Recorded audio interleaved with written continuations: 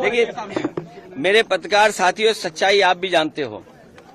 Bharatiya Janata party साजिश, चुनाव से पहले भारतीय जनता पार्टी षड्यंत्र करना चाहती है चुनाव से पहले, और उनका लक्ष्य पहले दिन से रहा है कि समाजवादियों को कैसे बदनाम किया जाए, और खास कर के मुसलमानों को लेकर के उनकी जो सोच है वो अनडेमोक्रेटिक है, अनकॉन्स्टिट्यूशनल है।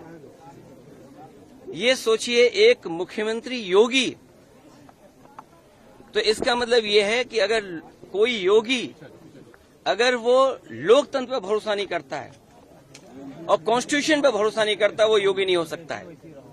मैं 3 घटनाओं का उदाहरण देना चाहता हूं आपके सामने। पहली घटना हाथरस, जिसमें एक साधु संत के कार्यक्रम के लिए परमिशन के लिए भारतीय जनता पार्टी के विधायक और नेताओं ने लिखा था, लेकिन जो प्रशासन को काम करना चाहिए था, जिस जिम्मेदारी से सुरक्षा और उन चीजों का इंतजाम करना था, वो नहीं किया, जिसका परिणाम ये हुआ कि बड़ी संख्या में लोगों की जान चली गई।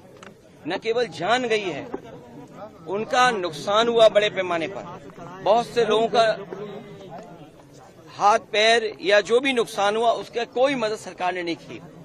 दूसरा, आपने देखा होगा गोमती नगर में, और जब मुख्यमंत्री ने सदन में ये कहा, सूची तो हालांकि बहुत लंबी थी, इसमें पुलिस का दोष कम है, पुलिस तो पूरी सूची दी थी, लेकिन भारतीय जनता पार्टी के जो मुख्यमंत्री और सरकार है वो ये चाहती है कि पुलिस भी भारतीय जनता पार्टी की कार्यकर्ता बन जाए।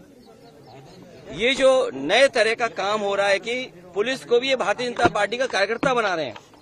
जब पुलिस ने सूची दी सब नामों की, तो आखिरकार मुख्यमंत्री जी ने केवल यादव और मुस्लिम का नाम क्यों पढ़ा? और सच्चाई पुलिस भी जानती है कि जिसमें कि यादव का जिसका नाम लिया है, सुनने में आ रहा है कि वो फुटिंग में नहीं था, जो कैमरे की जो तस्वीर है उसमें नहीं है, वो कैमरे में नहीं था, क्योंकि वो चाय पीने गया था और पुलिस को यादव मिल गया, इसलिए उसको जेल भेज दिया। मैं आपके सामने कहना चाहता हूं, ऐसे लोग जो कानून का उल्लंघन कर रहे हैं और भारतीय जनता पार्टी का कार्यकर्ता बनकर के काम कर रहे हैं, जब कभी भी सरकार आएगी ऐसे अधिकारियों के खिलाफ भी कार्रवाई होगी। और तीसरा उदाहरण, अभी रुक जाइए, तीसरा उदाहरण अयोध्या का, जिसमें कोई पॉलिटिकल पार्टी, अगर समाजवादी पार्टी ये बात कहती है कि डीएनए टेस्ट होना चाहिए, कैसे मुख्यमंत्री हैं ये, इन्हें कौन राय दे रहा है? ये कानून किसका संशोधित है? ये इन्हीं का संशोधित कानून है 2023 का, जिसमें ये कहा गया है कि डीएनए टेस्ट होना चाहिए अगर 7 साल से ज्यादा किसी की सजा का कोई प्रावधान है तो क्या गलत मांगा? और उनके परिवार के लोग कह रहे हैं, और वहां भी पुलिस सच्चाई जानती है, हमारे पत्रकार साथी भी जानते हैं सच्चाई। वहां की पुलिस जब बीजेपी के इशारे पर और वो सच्चाई से अगर काम करना चाहते तो उन्होंने क्या किया? उन अधिकारियों के खिलाफ कार्रवाई कर दी। तमाम अधिकारी ऐसे हैं जो कह रहे हैं कि हमें तो नौकरी बचानी है, हम क्या करें? हम टेंशन में आ जाएं कि हम भी सर मार दें किसी आदमी के सर पे। आपने देखा नहीं बनारस में क्यूटो में क्या हुआ? अधिकारी पे इतना प्रेशर, इतना प्रेशर, इतना प्रेशर कि वो आकर के सर मार दिया उसके व्यापारी के। सोचिए आप, इसमें तमाम ऐसे लोग हैं, आप अकेले में बात करना कितने प्रेशर में जीवन जी रहे हैं।